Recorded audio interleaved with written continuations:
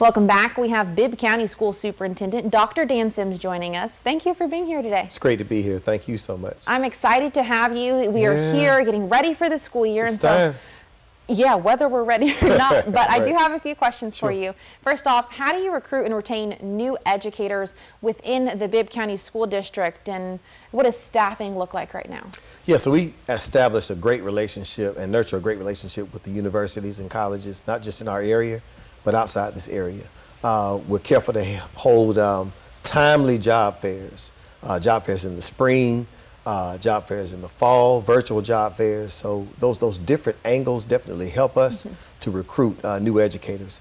The other part is just being and promoting a great culture, so that when people go and look and consider where they want to lay their stakes and teach or become an educator, they look at us. So we're careful to be on social media, showing what we do, how we do it, how beautiful our children are, and how great this community is, so that when people consider Bibb County School District, they consider Macon, Georgia, the whole experience of being in Middle Georgia. And all of those things have proven to be beneficial. All right, and what We're is sitting staffing? we're at about 20 vacancies, which is actually really good given these times of teacher shortages. So we've done a fantastic job, my HR department in particular, of carrying the water, of ensuring that people consider Bibb County when they consider where they want to change the lives of children.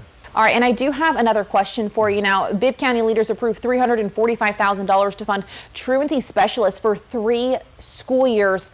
How will this help fix the problem that you speak about chronic absenteeism? So grateful to the mayor and the commission for this approval.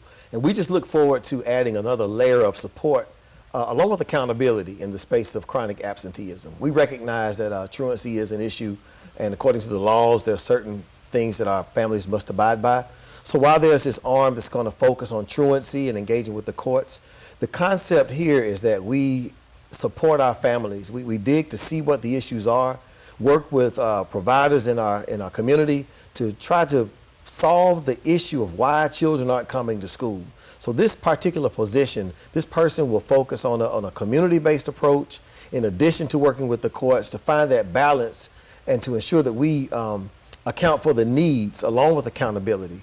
We realize how important it is for us to work together with families, and while it is the responsibility of a parent or guardian to get their child out of the bed, out of the house, onto a bus, into a car, we want to be that support to ensure that that happens. And this truancy specialist is going to help us in that space. Also, I want to talk about the Bibb County Board of Education deciding to increase the property taxes by 4.65%. Now, what do you want people to know about this? Yeah, Can you speak to that? I'm glad you're bringing that up. So we as a school district don't increase property taxes.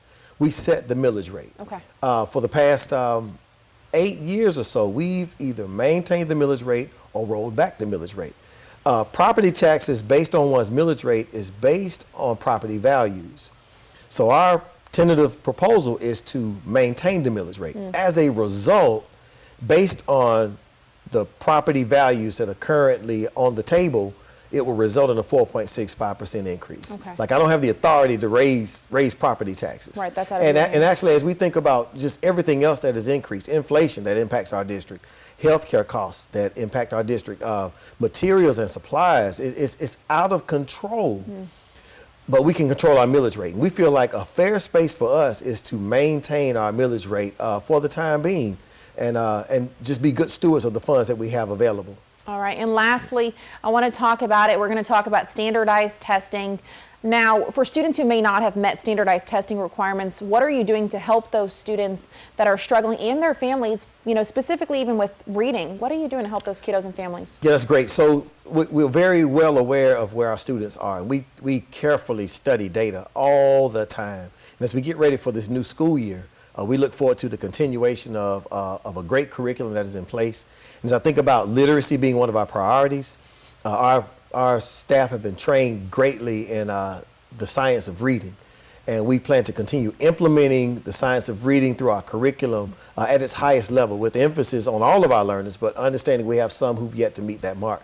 That's going to be a critical piece. Another critical piece has to do with intervention time, and that is time that we've allocated to account for the needs of students, high-level learners and lower-level learners, to target those issues and to ensure that that intervention adds value to what happens during the school day. To find out more about this, head on over to our website, 41nbc.com.